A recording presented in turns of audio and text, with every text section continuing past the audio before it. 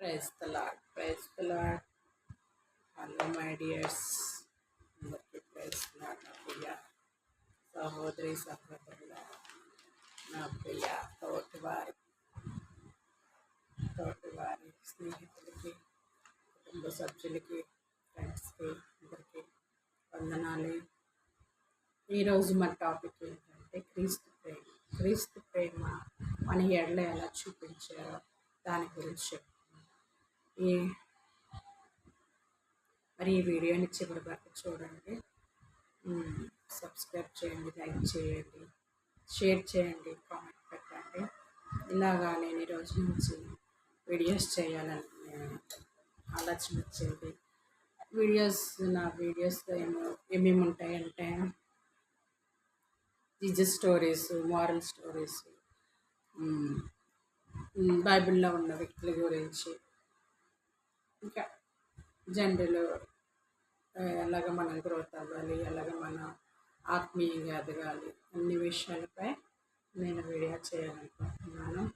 నా వీడియో చూడండి. నా వీడియోలో ఏదైనా తప్పుదంటే క్షమించండి, ఎక్స్చేంజ్ చేయండి.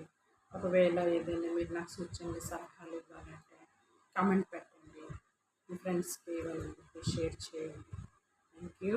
మరి మనం ఇప్పుడు జీసస్ ప్రేమ గురించి తెలుసుకుందాం.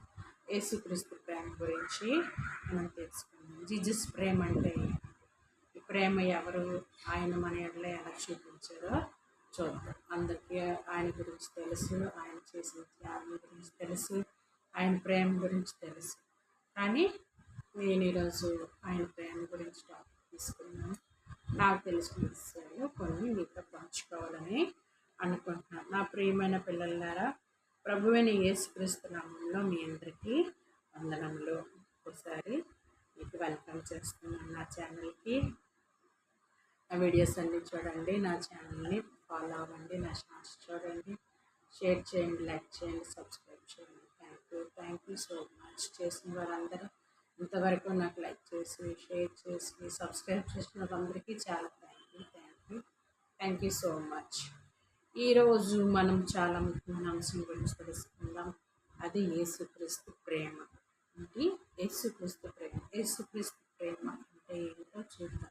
ఈ ప్రపంచంలో చాలామంది ప్రేమ గురించి మాట్లాడతారు, కానీ యేసుక్రీస్తు చూపించిన ప్రేమ మాత్రం చాలా ప్రత్యేకమైనది. అలాంటి ప్రేమ హిస్టరీలో ఎవ్వరు ఇంతవరకు చూపించలేదు. ఆయన మానవ రూపంలో వచ్చి మానవుడిగా జీవించి, దేవుడు మానవుడిగా జీవించి, మానవుడు ఎన్నో కష్టాలు మన కొరకు అనుభవించి, చనిపోయి సిలువలో మరణించి మృత్యుంజయుడై మళ్ళీ పరలోకానికి ఆయన కొనుక్కోబడ్డారు. అది దేవుని ప్రేమ. ఇప్పుడు చాలా విషయాలు చూసుకుందాం. యేసుక్రీస్తు ప్రేమ ఎలాంటిదంటే స్వార్థం లేనిది, క్షమించే ప్రేమ, రక్షించే ప్రేమ. ఆయన ప్రేమ ఎలాంటిదంటే స్వార్థం లేనిది, రక్షించేది, క్షమించేది. స్వార్థం అంటే ఏ విషయాల్లో, ఇప్పుడు పెద్ద ఒక చిన్న, ఉన్నవాడు లేనివాడు, రోగి, కళ్ళు లేని అని ఏ విషయంలో కూడా ఆయన స్వార్థం చూపలేదు. అందరినీ సమాన దృష్టితో చూశారు, అందరినీ ఆయన హత్తుకున్నారు, అందరినీ ఆయన చేరదీశాడు, ఆదరించాడు, ప్రేమించాడు, క్షమించే ప్రేమించాడు. ఆయన అందరినీ క్షమించాడు. ఎంత పాపి అయినా, ఎంత దొంగ అయినా, ఇంకా మనకు చెప్పలేని విషయాలు ఆయన చేసినా మనమేమో క్షమించుకున్నాం, కానీ ఆయన మట్టుగా క్షమించాడు. మన రక్షించే ప్రేమ, రక్షించడం అంటే ఆపదలో ఉన్నవారిని, అపాయాల నుంచి, ఎన్నో కష్టాలు, వేదనలు ఉన్న ప్రజలందరినీ ఆయన రక్షించాడు.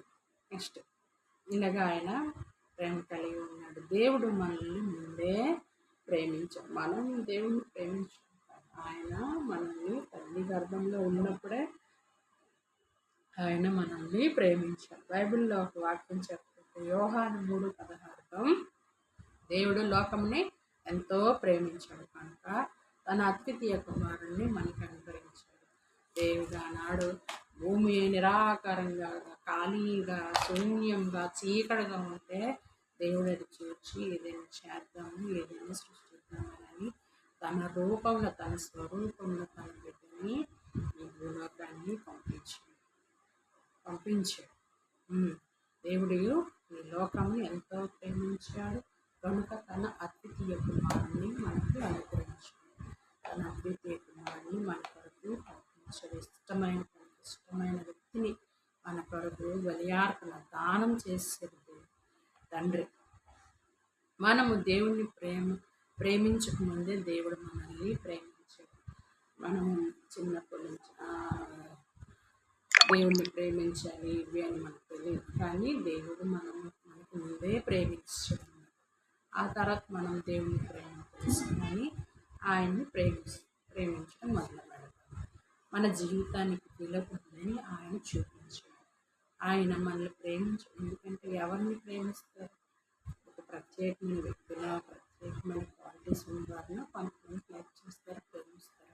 కానీ యేసుక్రీస్తు దేవుడు అందరినీ ప్రేమించాడు. ఎందుకంటే అందరికీ ఒక ప్రత్యేకత ఉంది.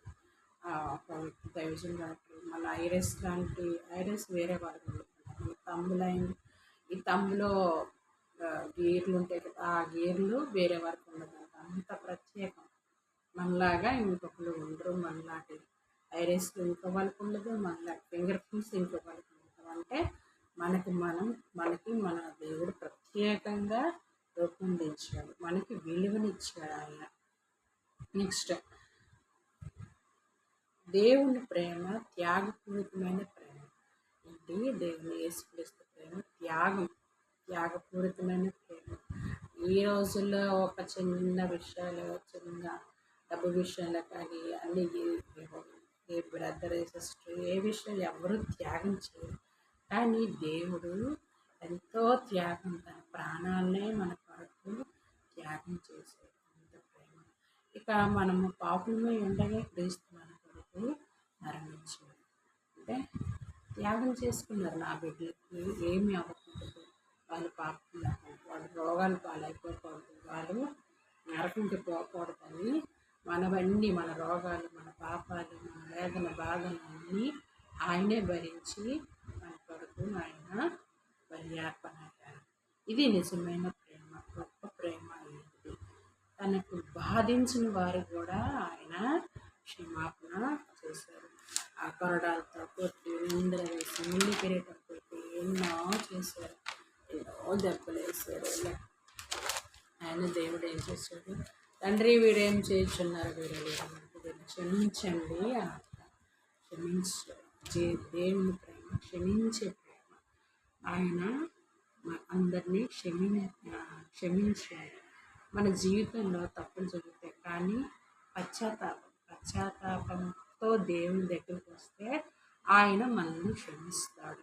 ఎన్నో తప్పులు తెలిసి తప్పులు చేసి అంటే ఇప్పటి వరకు నేను, కానీ ఈ క్షణమే నువ్వు నీ దేవుని సన్నిధికి వెళ్ళి, నీ రూమ్లోకి వెళ్ళి పశ్చాత్తాపడి క్షమాపణడు. ఇప్పుడు ఆయన నేను క్షమించి తన బిడ్డగా నేను స్వీకరిస్తాను. అందుకే మనం కూడా ఇతరులను క్షమించడం నేర్చుకోవాలి. ఆ ఇతరులను క్షమిస్తేనే దేవుడు మనల్ని కూడా క్షమిస్తాడు. కాబట్టి మనం కూడా ఏవో చిన్న గొడవలు, ఏవో కలహాలు, ఏవో వచ్చి విరోధులు అయిపోతారు. కానీ అలా విరోధులు ఉంటారు. ఆ విరోధులు కూడా మనల్ని క్షమించి ప్రేమించే స్థితిలో ఉంటే దేవుడు కూడా మనల్ని క్షమిస్తాడు, ప్రేమిస్తాడు. ఇంకా మన జీవితంలో దేవుని ప్రేమ ఎలా చూపించాలంటే మన జీవితంలో యేసుక్రీస్తు ప్రేమని ఎలా చూపించాలంటే ఇలా ఒక 5 క్వాలిటీలు ఉన్నాయి. అవి చేస్తే మనం దేవుని పోలి ఉన్నట్లు అన్నమాట. ప్రతి ఒక్కరిని గౌరవించాలి. అవసరంలో ఉన్నవారిని సహాయం చేయాలి. ద్వేషానికి బదులుగా ప్రేమను చూపించాలి. ప్రతిరోజు ప్రార్థన చేసుకోవాలి, వాక్యం చదవాలి. ఇలా జీవించినప్పుడు మన జీవితంలో క్రీస్తు ప్రేమ కనిపిస్తుంది. పైవన్నీ పాటిస్తూ మనం అంటే క్రీస్తు పోలి మనం ఉన్నట్లు క్రీస్తు ప్రేమ మనలో కనిపిస్తుంది. మీరు ఇలా నడుచుకుంటారని ఆశిస్తున్నాను. ఈ వీడియో మీకు నచ్చిందని ఆశిస్తున్నాను. నా ప్రేమ వారులారా, యేసుక్రీస్తు ప్రేమ మాత్రమే మన ఆ, ఈ కార్యాలు కూడా కనిపిస్తాయి.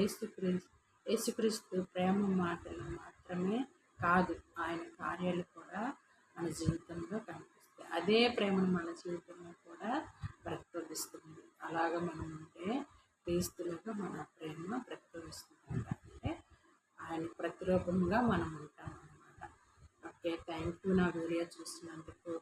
నా వీడియో మీకు ఆశీర్వాదకరంగా అనిపించిందని నమ్ముచున్నాను. మీ స్నేహితులకి, మీ ఫ్రెండ్స్కి, మీ ఫ్యామిలీ ఫ్రెండ్స్కి షేర్ చేయండి, సబ్స్క్రైబ్ చేయండి. దేవుని వాక్యం మరింత మందికి చేరేటట్లుగా భాగస్వాములు మీరు కండి. దేవుడు మిమ్మల్ని సమృద్ధిగా ఆశీర్వదించుగాక. ఆమేన్. Thank you. God bless you to all. ప్రార్థన చేసుకుంది. మా ప్రియ పరలోకమందున్న మా యొక్క తండ్రి, ఈ చిన్న టాపిక్ ప్రభు క్రీస్తు ప్రేమ అంటే ఏమిటో నాయన మేము మాట్లాడుకున్నాం నాయన. ఇందులో ఏమైనా అర్థమైన మాట్లాడుకుంటే క్షమించండి. ఇక మీదట కూడా నాయన నేను ఇలాగా అనేక వీడియోలు చేయడానికి సహాయం చేయండి. నన్ను ప్రోత్సహించడానికి అనేక మందిని ముందుకు పురుకలు పండి తండ్రి నాయన నీకే మహిమ కనుక ప్రభావం చెల్లించుకుంటూ చూసిన వారందరినీ దీవించి ఆశీర్వదిస్తారని మరి నాయన నీ ప్రేమ మేము కలిగి నేను నడుచుకోవడానికి సహాయం చేస్తాను. నజరేయుడైన యేసుక్రీస్తు చిన్ని ప్రార్థన అడిగి వేడుకుంటున్నాం తండ్రి. ఆమేన్, ఆమేన్, ఆమేన్. Thank you. ప్రైజ్